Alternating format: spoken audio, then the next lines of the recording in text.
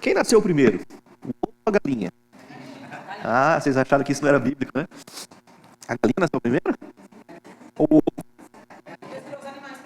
É? Oi? Ué, a galinha não nasceu do ovo? Deus fez Adão primeiro, depois ele fez a Eva, depois ele foi criado. Ah. Depois ela fez o gato, fez o gato primeiro, depois a galinha, depois a galinha. Eu acho que é assim. Mas pela teoria da evolução, primeiro nasceu os répteis, com os répteis vieram os ovos. Aí só depois que aconteceu a evolução para a galinha, e a galinha por acaso também botava ovo. E aí Por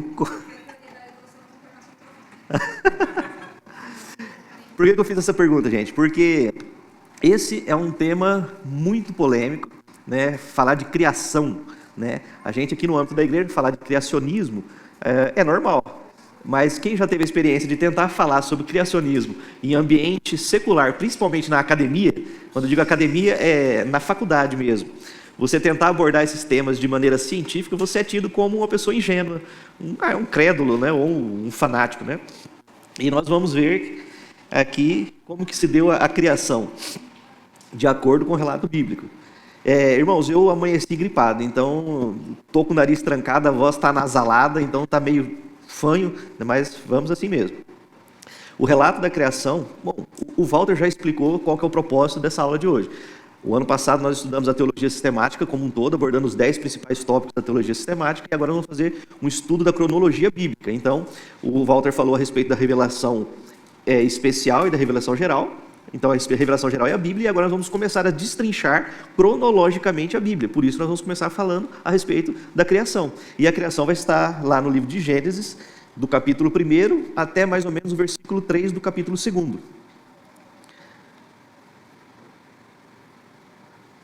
Ali tem um quadrinho sinótico para a gente ver, sem precisar assim, de recorrer à leitura de todo esse texto, uma ordem ali cronológica de como os elementos foram criados. No primeiro dia foi criada a luz, no segundo dia a atmosfera, que é o espaço superior, e a água, que seria o espaço inferior. No terceiro dia, as plantas terrestres. No quarto dia, os luminares, sol, estrelas, lua. No quinto dia, os peixes e pássaros. No sexto dia, os animais e o homem. E aí, no sétimo dia, houve o descanso de Deus, porque ele viu que tudo que ele tinha feito era perfeito, era maravilhoso. Amém? E aí vem a nossa pergunta: quem nasceu primeiro, o ovo ou a galinha? Mas isso era só para introduzir vocês e fazer vocês acordarem, porque agora nós vamos falar de algo que realmente é confuso e gera muita polêmica. Como que era contado esses dias? Né? A gente lê ali e fala assim: no primeiro dia Deus criou a luz, disse haja luz, houve luz. No segundo dia, e assim vai. Mas quanto tempo demorava esses dias? Alguém já parou para pensar? Eram dias literais? Eram dias de 24 horas? Esses dias eles eram cronológicos? Veio um seguidinho depois do outro? Havia intervalo entre eles? O que vocês acham? Alguém arrisca? Era assim, a gente não tem dimensão de como que era o dia na época da criação, né? Então, foi contado assim conforme Deus conforme o homem entendia, né? Porque a gente não consegue entender como que foi esse dia, não foi cronológico, esse primeiro dia, segundo, terceiro, né?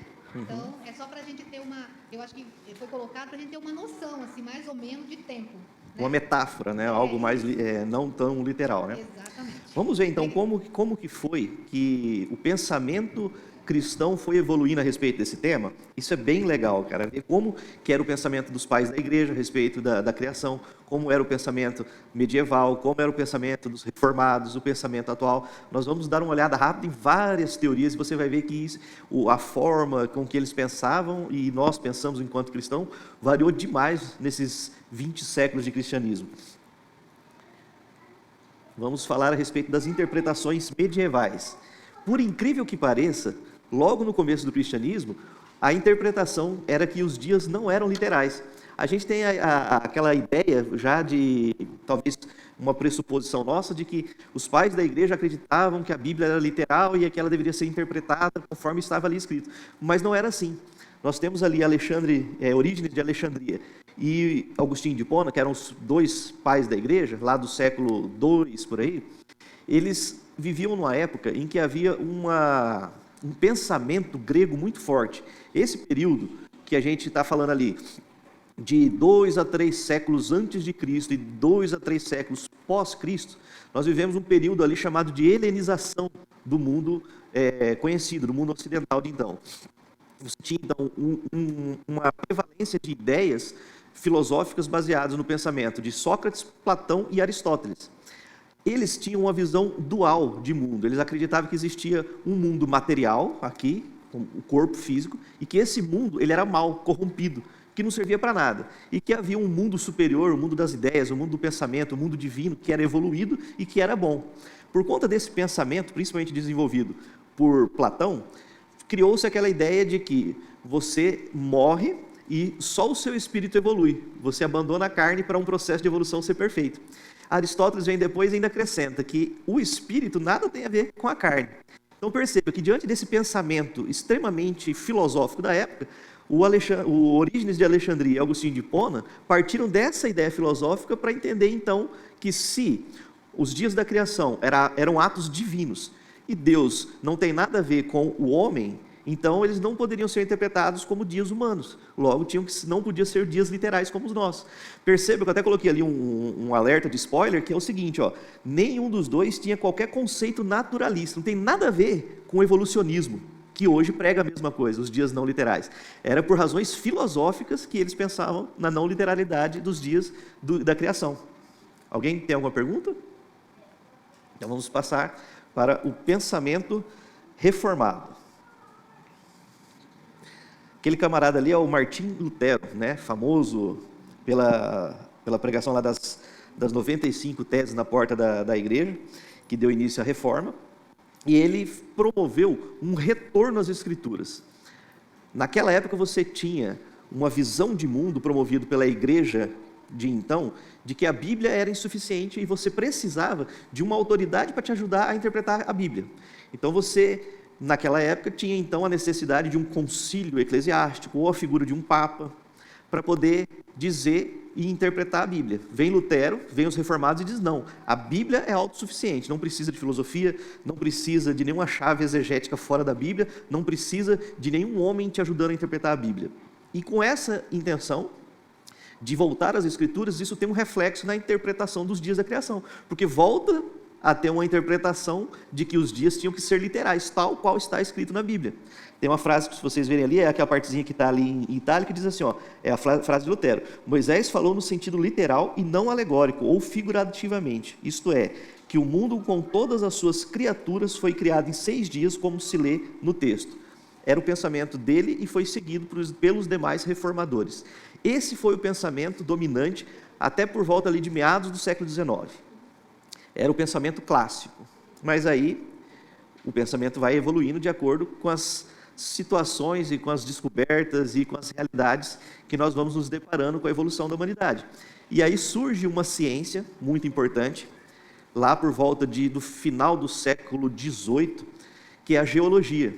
E aí 2 camaradas, um chamado James Hutton e o outro chamado Charles Lyell, começaram a observar as rochas, os sedimentos, começaram a fazer uma datação a respeito dessas rochas e descobriram que havia uma idade geológica e um tempo de maturação dessas rochas muito longo e que não dava para bater com a com a ideia de que os dias de criação haviam sido literais, e sim que o tempo de criação era muito longo, que existiriam então eras geológicas. E isso caiu como ali uma bomba na sociedade científica da época. E como não falta crente moderninho tentando parecer descolado, logo um monte de cristão resolveu abraçar a causa e tentar conjugar as 2 ideias. Alguma semelhança com o que acontece hoje é mera coincidência, gente.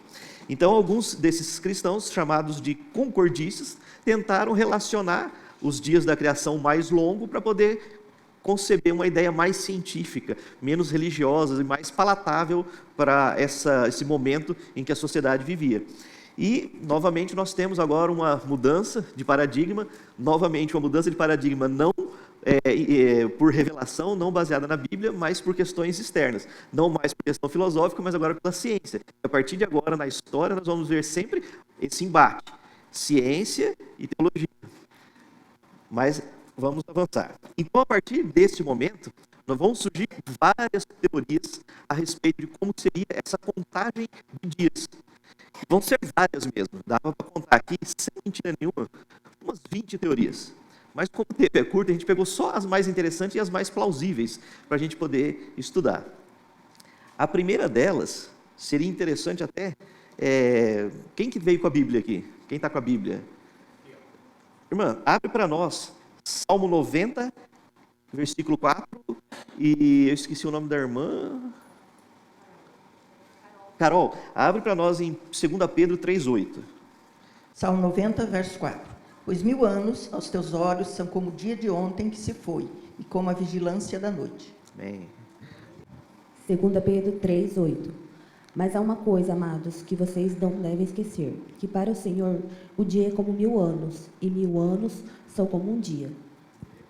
Então, com base na leitura destes versículos, houve quem defendesse a ideia a hipótese do dia-era, que na realidade, como para Deus um dia pode representar 1000 anos ou um longo período de tempo, esses dias não seriam dias literais de 24 horas, poderia ser uma era inteira. Então, eles argumentavam e tinham, um fundamento bíblico para isso, e muita gente até hoje aceita esta hipótese como verdadeira. Existe fundamento bíblico. E faz uma boa conjunção, uma conjugação entre ciência e teologia.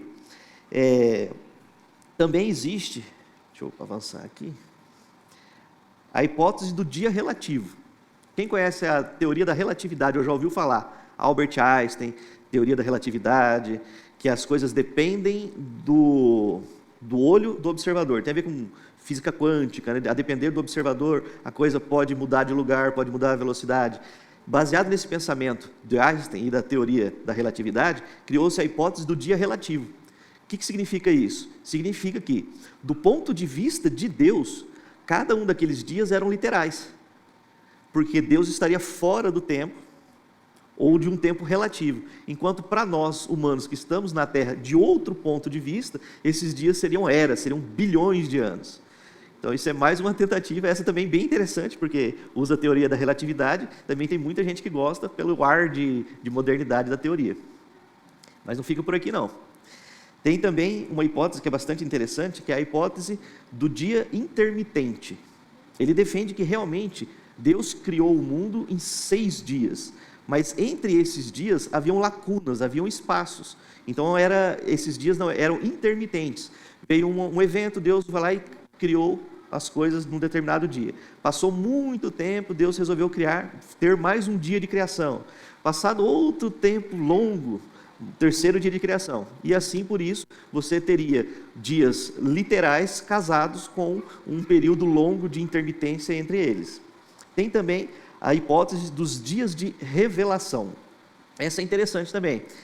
Diz que, na realidade, o autor do livro de Gênesis, ele teve 6 dias de revelação da criação. Que Deus teria criado o mundo em períodos longos, milhões de anos, mas em 6 oportunidades ele mostrou ao autor do livro de Gênesis a criação. Então, em um dia ele mostrou que foi criado a luz. Depois, em um outro dia, ele mostrou que foi criado os luminares, e assim por diante. Ao longo de 6 dias de revelação, a criação foi mostrada a Moisés, que no caso é tido como o autor do livro de Gênesis, para a maioria.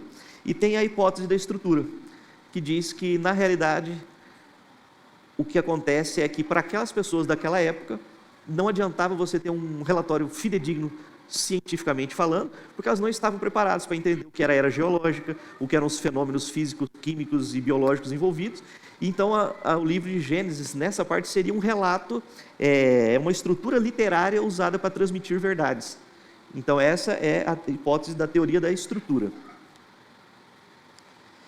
E aí, por fim, nós vamos ter aquela que, atualmente, é a modinha entre os cristãos que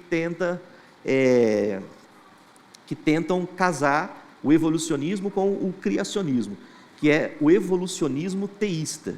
O que é isso? Eles defendem que Deus criou o mundo por meio de processos evolutivos. Geralmente você vai encontrar muitos universitários defendendo esta ideia, porque ela é aceita de certa forma dentro das universidades.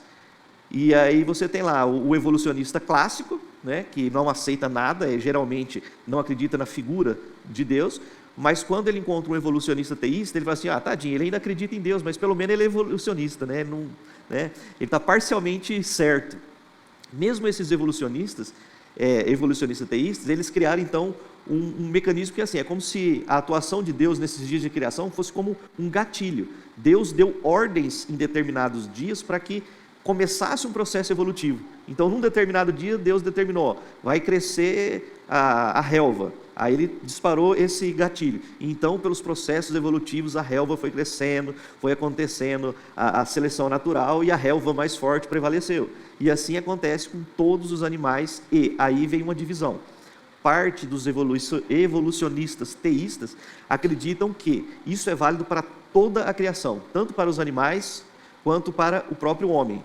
E que então o próprio homem, a figura de Adão e Eva, é apenas folclórico. E tem parte dos evolucionistas teístas que acreditam que na questão da criação do ser humano existe uma parcial literalidade, pois haveria então uma figura chamada Adão, uma figura chamada Eva, e eles teriam uma existência real. Por que eles acreditam nisso? Por conta, muitas vezes, de algumas verdades que não conseguem ser refutadas do ponto de vista científico, como a questão da Eva mitocondrial. Alguém já ouviu falar disso? Alguém se lembra das aulinhas de segundo grau, quando a gente falava da mitocôndria? Que é aquela coisinha lá da organela citoplasmática. Era bom se o André estivesse aqui, porque ele é professor de biologia, mas hoje ele não está, para explicar, né? Mas tem uma organela citoplasmática chamada mitocôndria, responsável pela respiração celular. Ela só é transmitida pela mulher. O homem não transmite a mitocôndria. Se você pegar toda a humanidade, os 8 bilhões de pessoas vivas, e fizer uma análise genética delas, você vai ver que só existem 3 variações de mitocôndria. Ou seja, todos os seres humanos evoluíram a partir, ou descendem a partir de apenas 3 mulheres distintas. Alguém arrisca quem seriam essas 3 mulheres? Tá fácil, gente. Não, mais antiga.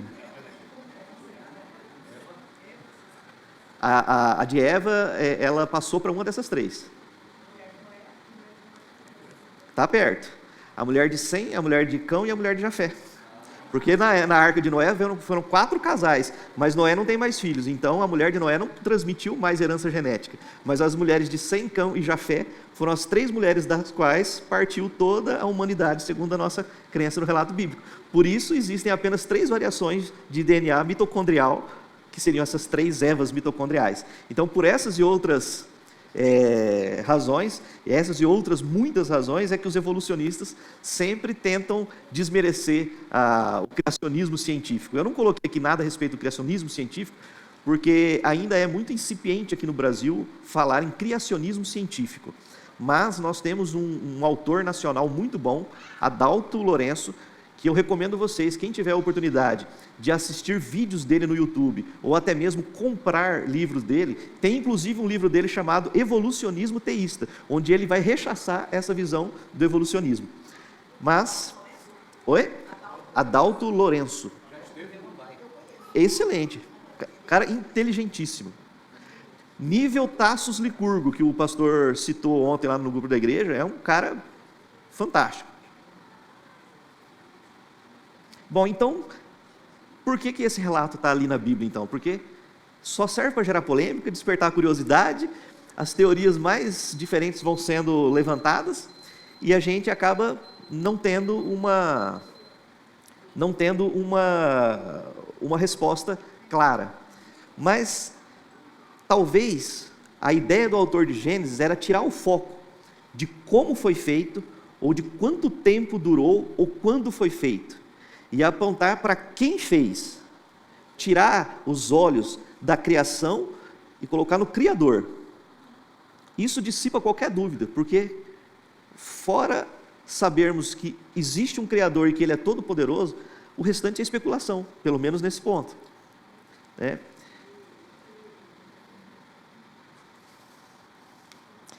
Ali no finalzinho fala assim, o autor mostra que nós vivemos em um universo que só pode ser compreendido por quem aceita a realidade de Deus. E talvez isso seja mais do que suficiente. Talvez todo aquele relato dos primeiros 3 capítulos do livro de Gênesis seja apenas para chamar a atenção para a grandiosidade de Deus, para dizer que Ele foi quem fez, não importa como Ele fez. E isso deveria bastar para nós. Amém? Então, para finalizar aquilo que a gente estava falando ali, o que a gente pode aprender, então, com o relato de Gênesis? Vou pedir, então, que mais alguns irmãos estejam lendo. Romanos 11:36. Pois dele, por ele e para ele são todas as coisas. A ele seja glória para sempre. Amém. Então, o que podemos aprender com o relato de Gênesis 1 é que todas as coisas devem existir para Deus. Deus criou todas as coisas e tudo o que existe foi criado pelo poder dele e para a honra e glória dele. Gênesis 1, 11 e 12.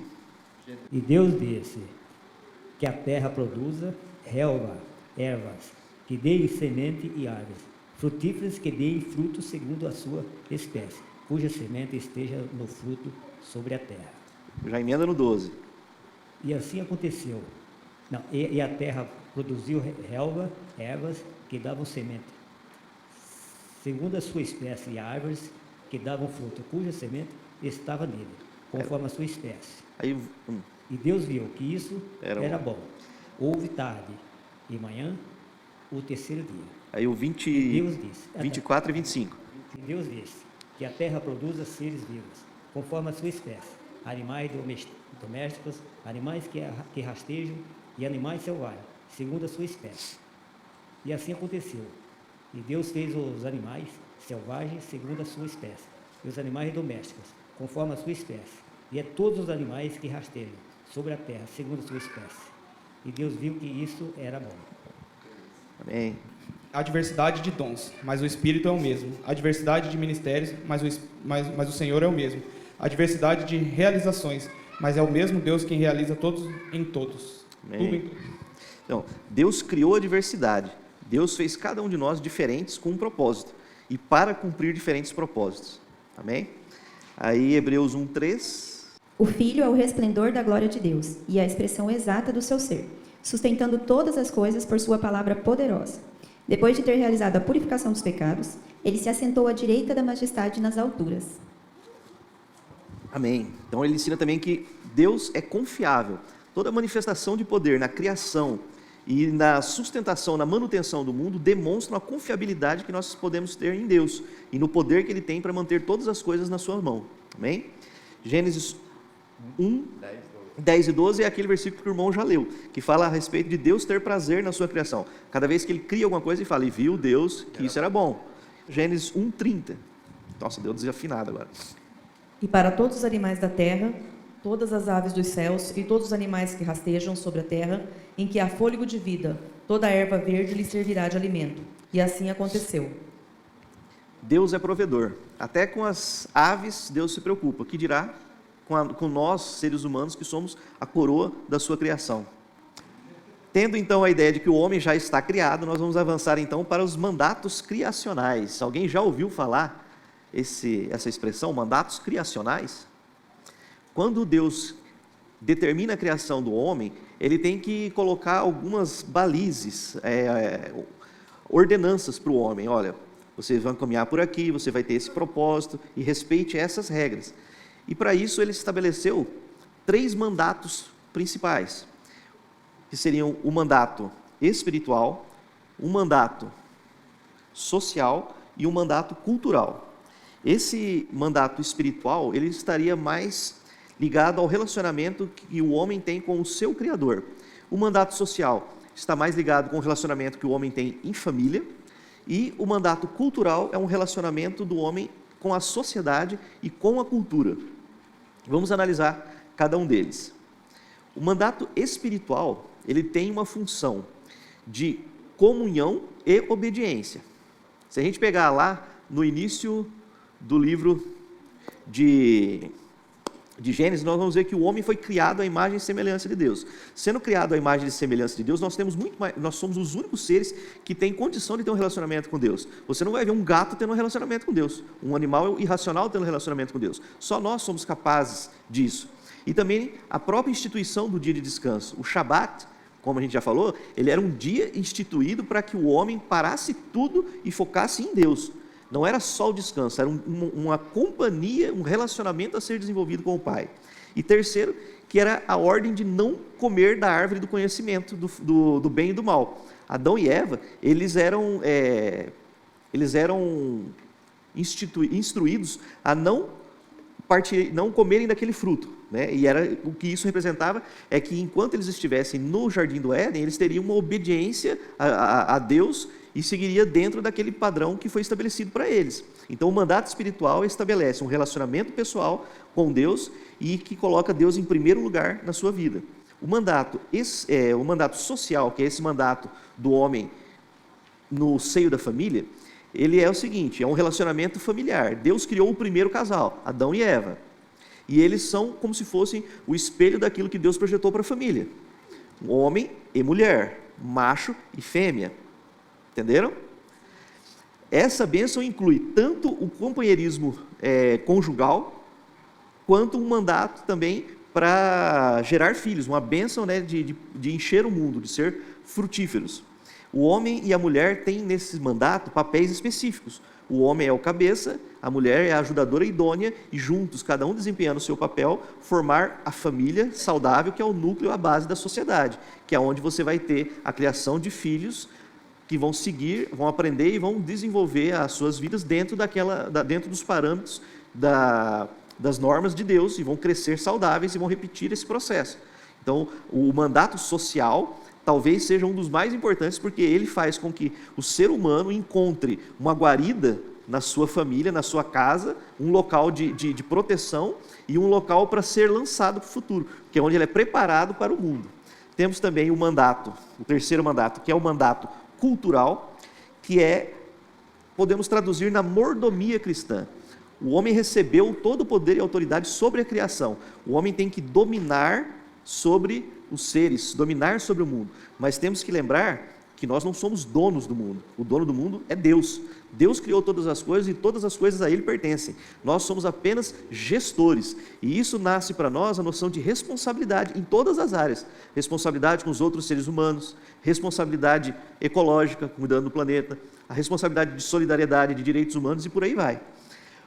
Não é surpresa para ninguém que o ser humano não conseguiu levar à frente nenhum desses três mandatos com